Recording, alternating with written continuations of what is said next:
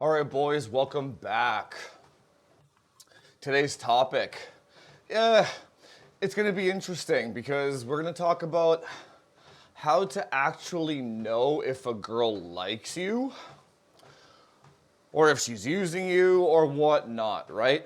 And you can go so many layers deep with this one, and there's no kind of one size fits all on this one. Every woman is slightly different and unique in their own way of how they express interest. And I've also gotten a lot of varying results based on my age and how attractive I've been at certain different points and different types of women that I've gone after. So there's like you can take two guys, one is a 10 out of 10 and one is like a 5 or a 6 out of 10, and the same woman will display different triggers of attraction to the same girl will display two different triggers of attraction to those two men, right? So the long answer is it depends, right? So anyway, how we're gonna structure the video then, we're gonna go like the easiest ways to tell, and then we'll move up to like the more nuanced ones if we have time.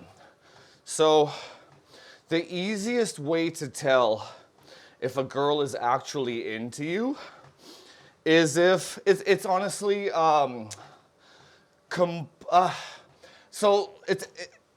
if she's there. Let me put it that way. If she is just there. What do I mean by that? And then the level of effort you had to put in order to get her there. There being a date, hanging out with you, wherever you guys are, or if you just meet her and you cold approached, if she's following you around, etc. Now, women sometimes will do things overtly, like they'll offer to buy you a drink. They will offer to pay for your food. They'll offer to do things for you, like if you text her and you're like, man, I just feel really off today, or I feel like I have a flu or something. If she texts you and she's like, hey, do you want me to bring you over some soup, some chicken noodle soup or something like that? If she's offering like a service to you to help you in some way, that's like grade A. That's golden, right? A lot of other girls will do things like give you gifts of like random gifts. And you know what the interesting thing is there? They'll give you gifts that don't make any sense, but when they give it to you, you'll feel so insanely appreciative that you'll know that they like you. Like I'll give you an example. A few examples, actually. One girl, after like the second date, made me a bracelet out of a shoelace. Right? Like, what am I supposed to do with that? But I loved it, right? It's just like she spent the time to make a bracelet out of a shoelace. Another girl, she brought me an orange, like a fruit, that she had stolen from her mom's fruit basket. And then when it was like our second or third date or whatever, she's just like, here, I got this for you. And she just handed me an orange. And I didn't understand, but I'm like, I'm like, what, right? But that's how you know they like you, right? It's like, it's almost as if they don't know. Okay, you know what? Most women actually have no game whatsoever, and they really actually don't know how to express interest. That's why they always seem so hella confusing with mixed signals and stuff, because they don't know what they're doing, right? Now, let's go back to the base level here. If she's just there. Another word for that is compliance, right? Compliance is the biggest one. Where let me give you a few examples. So you have three women, let's just say. Let's say you're texting three girls, and you're like, I'm free on Saturday, what are you doing? To all three of them. One of them is like, I'm free. The other one is like, I might have something going on. Let me get back to you. And the third one it says, I'm busy or I can't hang out this weekend. The one that says that she's free just gave you a green light to invite her out. She didn't ask you what you were doing. She didn't ask you where you're going, what the plan is. She just said that she's down to hang out, which is like, again, a grade A green flag, because then you know that the hangout or her wanting to see you is not contingent on the activity that you're doing, or not contingent on you having to spend any money. Which, by the way, we'll do a separate episode on the best first date ideas, or like which ones that I've found to be the most successful. But you should never be in a position where you have to spend money on a woman in order to get her to hang out with you. If you ever find yourself in that situation, then you're kind of dealing with a girl that has like a 5 out of 10 interest in you. And that ain't it, man, that ain't it. Now, the interesting thing about male improvement content in general is the creator can only really give his perspective on things as he's unfolded them, or his life experiences. So there's probably a large portion of men out there that I can't actually really relate to. I kind of can and I kind of can't, where like maybe there's a guy out there that just never actually had a woman that wanted to hang out with him without him willing to spend money. And maybe he thinks that's normal. Bro, let me tell you, that's not normal. That is not the play. Because if you think about it, if a girl is only willing to come out with you if you spend money, that automatically puts like a weird frame on the whole dynamic where she thinks so low of you that you have to make up that gap with a financial incentive in order to get her to even consider your company as valuable. Big red flag. None of that shit. None of that shit. So usually what I do to filter women, well, there's a difference between texting girls and real life. We're talking mostly about like the texting phase right now, or getting to know them, right? This also does apply IRL. So if you ask a girl, you're like, hey, are you free on Saturday? Or are you free on Friday? The response that she gives will dictate how interested she is in you, right? She's like, yep, I'm free on Friday. Then even if you don't have like a plan right there and then, you can just say like, okay, pencil me in for Friday, and then I'll text you the plan later. You don't have to like have a whole precogged like event, whatever kind of thing, right? If she's like, oh, I'm not too sure, let me get back to you, mid-level. If she says busy, bottom level, right? So it really comes down to, now here's the problem with this whole thing. In order to find out the woman's level of compliance, you have to make a move, or you have to ask them out, or you have to put the woman in a position for her to display her level of compliance, right? Which isn't a bad thing. Everyone should be doing that. It's not even you know how they say playing not to lose versus playing to win? If you just never ask a girl, or if you never put a girl in a position to show her level of compliance, how the hell are you ever going to know her level of interest in you, right? So you can't just like orbit around her and be her friend for years at a time and then never make a move. It doesn't work that way. In fact, I don't want to say the faster you make a move. I would say, yeah, this is such a, you know, everything that you can discuss when it comes to interracial or intergender dynamics, everything's on a spectrum, dude, right? You're gonna have to feel it out. If you get the hint that a girl is into you, you should put her in the compliance position, right? Now, that's how you do it over texting and stuff, right?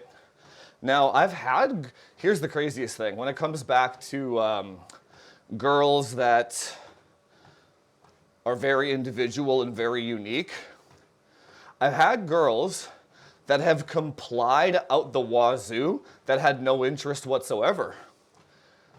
And then you're like, well, how the hell does that, why would you bother coming out if you're not interested? Dude, I will tell you, most chicks are just bored. Like there's that part of it too, right? Like a lot of chicks are bored out of their minds. They don't even do anything. They just stay in their rooms all day. So it's like when they go and hang out with you, they're just like there for the actual hangout. So the compliance thing is tricky, but that's for a man who's very logical, the compliance aspect of it is a somewhat reliable way to gauge whether a woman is interested in you or not, right? Now, we can get into some subtle things like eye contact. Proximity is a big one.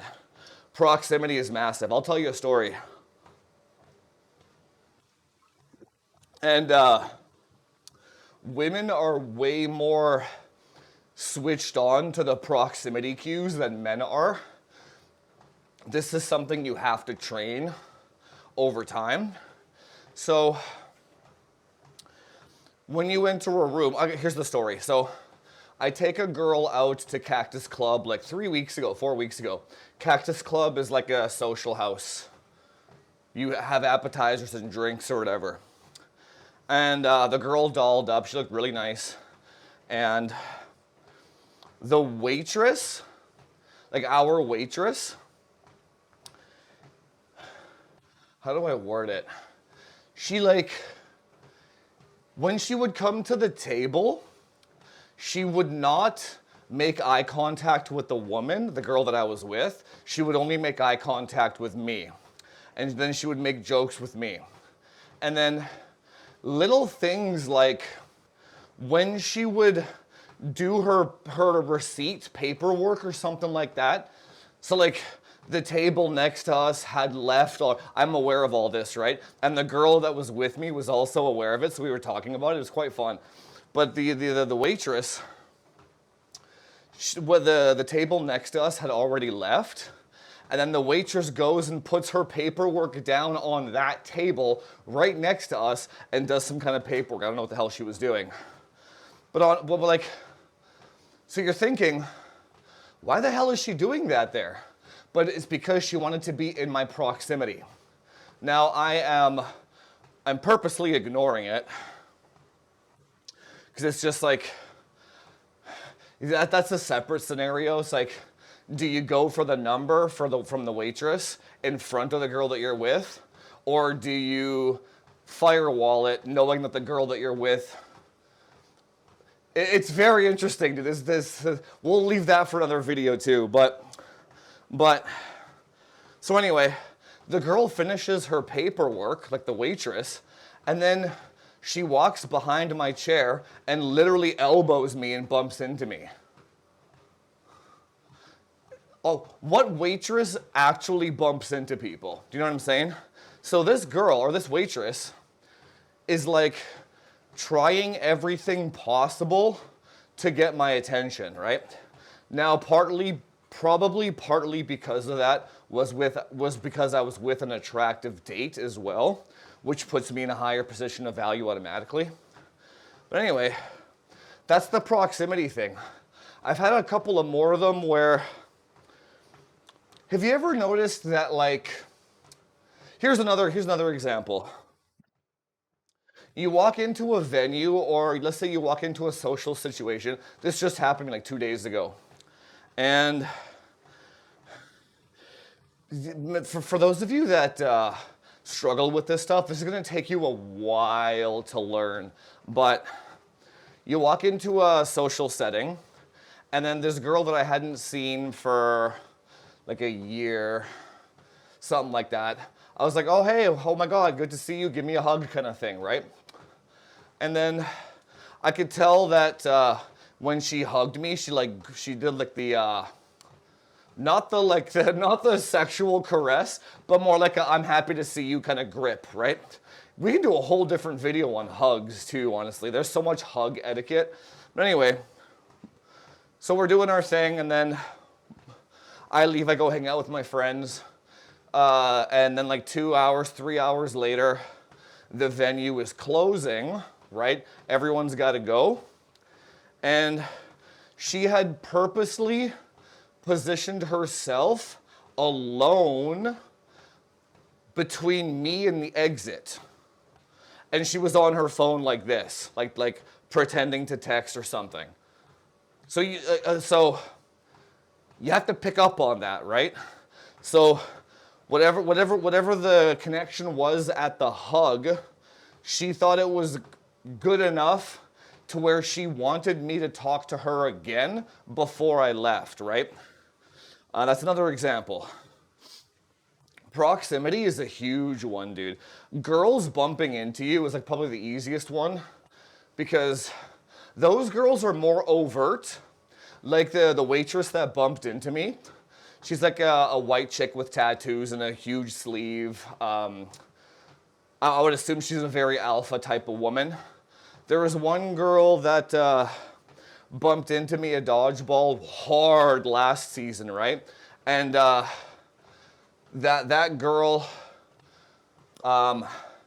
she's kind of like known as the thirsty one or like a status hunter. So she'll bump into men to try to get what she wants. So I already kind of know that she's that type. The overt ones are the ones that it's not a bad thing. It's just like the ones that are more overt about it, like the ones that will grab your ass, the ones that will buy you a drink. I guess maybe they're more about that sexual. I don't know how to describe it. Whereas the shy ones, imagine like the shy one, they would kind of do the same thing, but not as overtly, right? So I'll tell you this one thing. This was the craziest thing. So there's one girl I dated. Dude, it was the most crazy. This girl, this was like 15 years ago, 12 years ago or something. Can't remember now. But this girl was one of the ones that like shattered my reality a little bit. So let me explain. What had happened was I met her. I literally met her at a fetish party where everyone dresses up in like leather skimpy outfits and shit, right? So you would think that chicks that go to fetish parties would be the overt type, right? No, not this chick, man. She was as shy as a button. So this was the thing. I went up to her. I chat her up, right? She's fucking gorgeous. She's drop dead gorgeous. I chat her up, and she like just kind of sits there and gives me yes, no answers. I'm like, all right, this is kind of warm. It's not really much here, kind of thing, right? Meanwhile, her friend was trying to like get in my pants the whole time, right? But that friend was like fat and ugly. I'm not down with that shit. But the girl I was targeting was gorgeous, right? Not giving me anything. So I was like so frustrated, right? I'm like, damn it. So anyway, nothing happened that night. But before I left, I asked for her number because I'm like, why the hell not? She's like, yeah, sure. Here you go. I'm like, what? Like, what the hell? Like, why would, like, by this point, I'm so confused, dude. I'm so confused. That's why I like this girl a lot, too. She's cool. But I was so confused, right? Anyway, I'm like, okay, so I'm going to go to this show on this day. Do you want to come with me? She's like, yup. I'm like, so again, I'm like, what the heck, right? I don't even know why she was so shy on the first meeting. It continues though. So anyway, we go to the show together, and so that you could consider this our second meetup. The first one was the fetish party. Second one was just me and her at this other party, right? And then I try to dance with her. She pushes me off. I try to hold her hand, and she pushes me off. So then I'm like, maybe she just thought that we were here as friends or something like that, right? It was so weird, man. Anyway, nothing happened. So like maybe after a few hours of dancing, I'm like, forget this, I'm gonna go find another chick, right? And then I went to go get a few more numbers from some other girls and stuff. But I'm not gonna like leave the girl hanging. I drove her to the party, so I have to drive her back home kind of thing. Anyway, nothing happened again. And we just like, I dropped her off and that was it. Third time, I asked her to go, it was like antiquing or something like that, where you go to like old pawn shops and shit. And then, when we were walking to the antique shop, I put my arm out like this so she could put her arm in my arm, like lock arms or whatever, and she did. And I was like, okay. So I was like, what is going on? So I then, at that point, this was like the third hangout. At that point, I was like, okay, what's going on here? Like, I can't read your signals at all. I don't know what's going on. She's like, oh no, I'm super into you. I'm like, so then we went home and then we did the good business, right? Ended up dating that chick for about 6 months. What I had found out later, the reason why she was kind of like that was she had past trauma of physical abuse where men would like literally physically attack her. She's a smaller girl. She can't really fight back and all that shit. So what it was physical contact actually made her have a fear response. That's why she didn't want to dance with me or touch my hand or whatever. Anything involving like hands, she was not okay with it. But the arm link is more of like a we're going together towards something. It's less of a me. It's less of a me grabbing her thing and more of a we're on a date and we're skipping down the block kind of thing, right? So then that's what I'm saying, like not all the time will every woman give you the same signals. So like it took me three hangouts of me trying random shit to try and get the girl to find out if that girl actually liked me or not. But here's the thing though, even with all that, she still, every time I asked her out to do something, she said yes and didn't give me any hassle whatsoever, and she was ready on time every time. So again, the biggest key indicator is how much effort, I guess, well, it's already been 25 minutes, my goodness. But I guess the biggest key indicator then is how much effort you have to put in order to get her to hang out with you versus how much money you have to spend, if that makes sense. This girl didn't require any money whatsoever to hang out with me, and she was ready to go whenever I wanted all the time, even though she had fear of being physical right? So being physical and being into somebody aren't always correlated, right? And I got so many more stories about all that, but we'll quickly touch on eye contact quickly before we move on from this one. Compliance, proximity.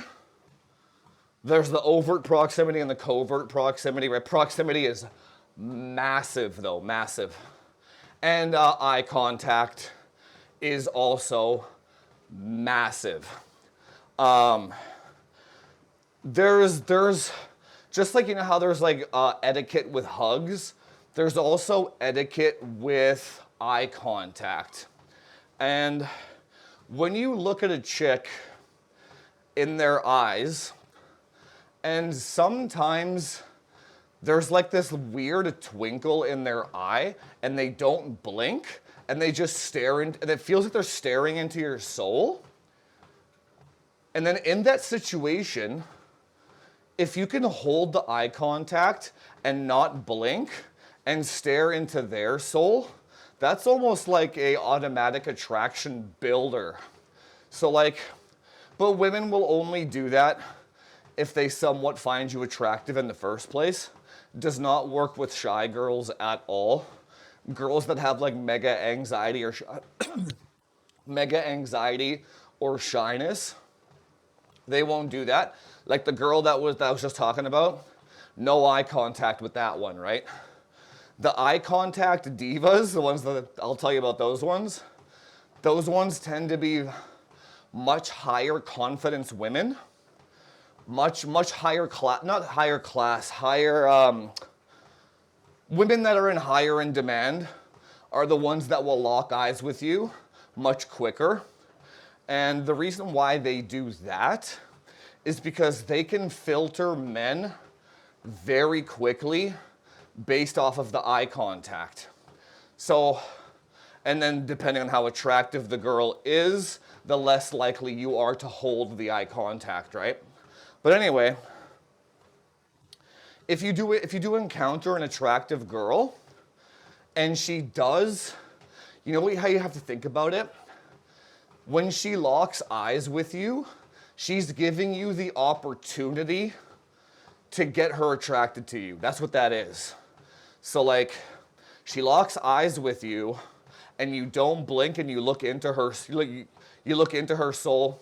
One of the tricks that I do is I look into their eyes, and you know how like in the eye there's like those little like the colored part, how they have cool little like pins and needles and spikes in them and stuff. I tend to look at like the spikes and just notice how cool they look. And then I'm like, damn, her eyes look really cool. And then I guess my smile comes out too. Instant attraction builder, right? But again, if she does do that, that means that she might have some interest in you. And in that scenario, the ball is in your court to screw up. The longer you can hold that eye, make her blink first is the point, right? Anyway, this has already been 29 minutes. This is insane. We'll have to do more episodes on this. But just to wrap up then, level of compliance, efforts to get her to come out. Is money required in order to get her out? Proximity, does she hover around you? Does she bump into you? Does she text her phone in your walking line of sight or path? That kind of shit. And eye contact. Don't break that shit. We'll talk more about that one in another episode. But anyway, guys, I got to get going here. It's almost been 30 minutes. Hit the subscribe button. Grow the channel. Get this information out to more men. See you next one.